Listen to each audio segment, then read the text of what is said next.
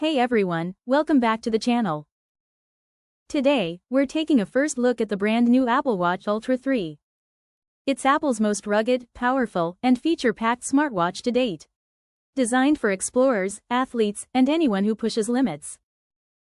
Let's talk about features and benefits. So, what's new? Let's start with the design. A lightweight titanium case, stronger and more durable than ever. Apple's brightest display yet, hitting up to 3000 nits. That means it's crystal clear in bright sunlight and underwater. The new S9 chip makes everything lightning fast. Apps open quicker, animations are smoother, and battery use is smarter. It also brings the double tap gesture, control the watch with just a finger movement.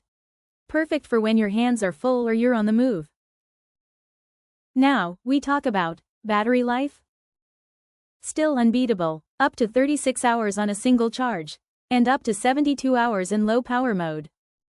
You also get ultra-precise dual-frequency GPS, better tracking for runners, hikers, and cyclists. It's made for adventure, water-resistant, dust-proof, and ready for deep dives. And now, comparison.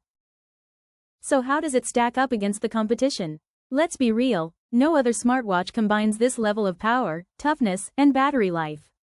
While most smartwatches cut corners, the Ultra 3 goes all in. Whether you're comparing it to Garmin, Samsung, or Fitbit, this one leads the pack. Go to the main point, price. Of course, premium power comes with a premium price.